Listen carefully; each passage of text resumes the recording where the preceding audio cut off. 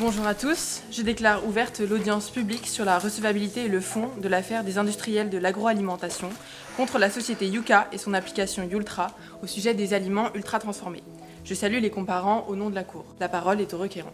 Les procès pour demain, c'est des procès fictifs sur des sujets d'actu environnementale et sanitaire mis en place par des lycéennes et lycéens accompagnés par le labo Droit et Changement Social. Dans cette affaire, Yultra, c'est une nouvelle appli qui a été créée par la société Yuka pour noter le degré de transformation des aliments vendus dans les magasins. Et les industriels qui produisent ces aliments ont lancé une procédure pour interdire l'appli. Les terminales du lycée Guisteau de Nantes représentent des sociétés qui sont emblématiques des conflits sur l'alimentation. Mais les acteurs qui vont être nommés dans la suite n'ont pas réellement été mis en cause. Les procès pour demain, c'est plutôt des procès revendiqués. Madame la Présidente, Mesdames les juges, membres du jury, Yultra dépasse son rôle en mettant en ligne une pétition.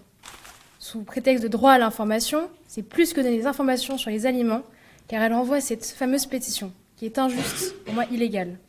Effectivement, cela met en avant une violation de la liberté d'entreprendre. Cette pétition veut interdire certains produits trop transformés et imposer un modèle économique à l'encontre de cette liberté. Yultra ne peut pas dicter comment une entreprise doit fonctionner, surtout quand cette dernière respecte les normes de qualité et de sécurité. Il y a des combats qui dépassent l'arène judiciaire, des combats qui touchent à l'essence même de notre démocratie. La vérité, la santé publique ainsi que la liberté d'expression. Dans notre République, la liberté d'expression n'est pas à géométrie variable. Elle ne s'efface pas devant la pression économique, elle ne se tait pas face au lobby industriel. Informer sur les risques sanitaires liés à des produits alimentaires, ce n'est pas dénigrer.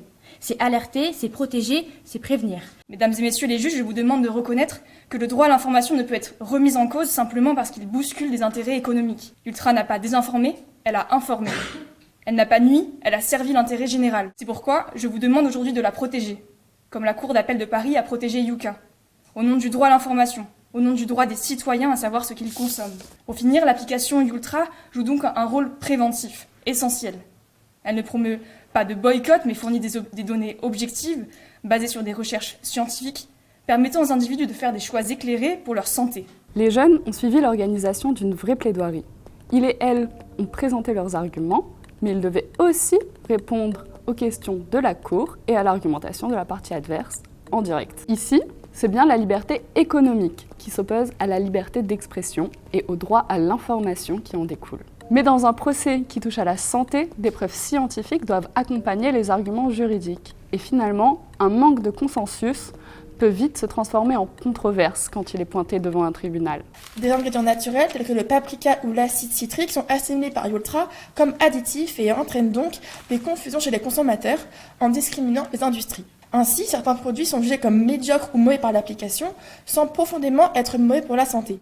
En 2018 et 2019, l'étude française Nutrinet Santé a montré qu'une augmentation de 10% de la consommation quotidienne d'aliments ultra transformés amenait à une augmentation de plus de 10% du risque de développer un cancer, tout type confondu, mais notamment celui du sein. L'application Yultra est donc une application fiable, s'appuyant sur des études scientifiques reconnues par l'État, qui a comme simple but de sensibiliser le public à une consommation plus saine. On a des arguments forts des deux côtés qui montrent que les jeunes se sont vraiment emparés du sujet. Il y a eu un travail de recherche, de mise en commun, d'appropriation et d'oralisation. Et à un moment, il faut bien que les juges tranchent. C'était pas le travail le plus facile.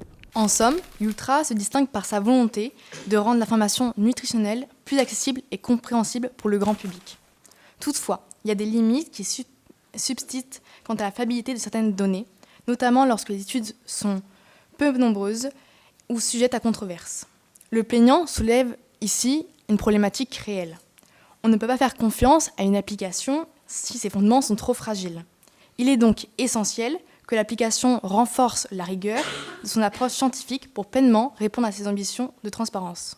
Donc si Yultra a le droit de s'exprimer de manière militante, ce droit implique aussi une responsabilité dans la manière dont le message est diffusé. En ce sens, le plaignant soulève un point pertinent.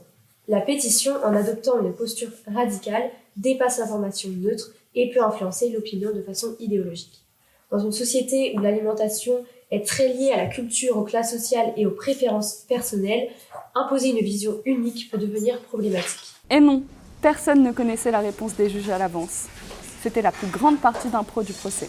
Le tribunal, après en avoir délibéré conformément à la loi, reconnaît que l'application UCA doit fournir plus d'études et qui soit plus adaptée à la compréhension du consommateur, donc qui accompagne le consommateur dans la connaissance des informations qui peuvent nuire à sa consommation alimentaire. Mais cependant, Sodebo doit fournir plus d'informations sur la transformation de ses produits afin que le consommateur ait accès à plus d'informations. Voilà. Merci à tous. Les procès pour demain allient droit, écologie et jeu d'acteurs. C'est une forme de médiation co-créée qui peut encourager le développement du pouvoir d'agir des participantes et participants, autant que celui des chercheuses et chercheurs qui les accompagnent, et tout autant du public qui y assiste ou qui en entend parler a posteriori. C'est une manière d'encourager l'action citoyenne.